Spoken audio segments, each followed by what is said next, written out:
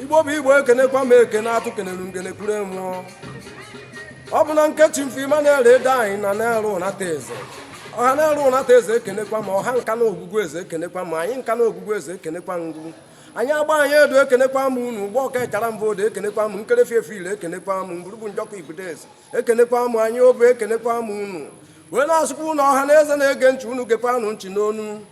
na ọ bụ na nke Chief Emmanuel ede anyị opi ike na South na na-eru Unateze ọkwa imerube mmemme eji mara anyị bụ ime evu ndị na-ala na-akpọ ime evu na na-ala a na-emerube na nke Chief Emmanuel ede anyị ga anyị bịarụ n'ụbọchị nke taa.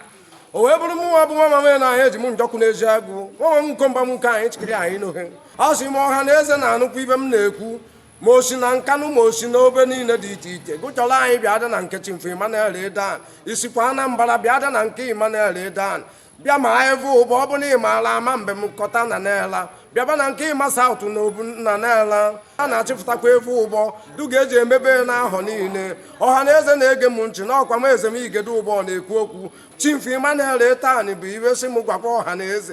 eze na-ege ntị ma ndị nọ n'obodo oyibo ma ndị nọ na be anyị si onye ọbụla chọrọ ya bịaba na nke na Broadway họtelụ ga anyị nọ na-emerube na-emekwa asọmpi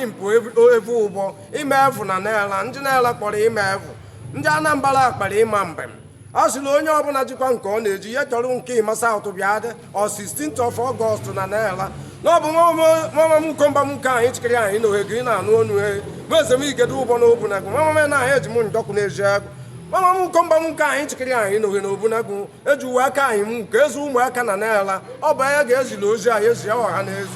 na eze na-ege m ntị nọ n'ugwu ịnọ na ndịda bịa dịkwa na nke Emmanuel Edan onye ọbụla na-abịa ga-ejikwa ibe wee na ọ bụkwa na Igbo onye ahụ kwadokwa ọfụma isi na nkerechi abịa isi na ụgbọ ọka abịa isi na mgburugbu njọkọ Igudeze abịa isi na ụmụ Unateze abịa isi na Nkanu ogwugwu eze abịa isi n'obe onye ọbụla bịaba na nke ịma South na 16th of August na ọkụ elekere 3 nke uzere nke uhuruchi onye ọbụla bịakwago na nke ịma South na nke Chief Emmanuel Edan ọ sịkwa na nke dịsi ihe ga-abụkwa na onye ọbụla ga-eji ibe n'aka n'ala onye ọnụ onye kara ibe na ọ bụ nwa eze m Igede ụbọ na Obunagu nwa mama na anyị eji m njọkụ na Obunagu nwa mama na anyị eji m njọkụ na be ọkpọ dị Igede ọkpọte ndị mụrụ ahụ na ndị mụrụ ahụ abịakwala okpochikọtịla n'ebe ha bịara na mmadụ bụ ewu ndị mma mbọchị ọ sụrụ ha atọrọ ya ndị ede n'ebe o ji ede obodo ọbụla ịkọ bịa adịkwa ọha na-ele na eze m chi na-ekenere m kene atụ kenere m ngenekwuru mmụọ ndị be anyị oo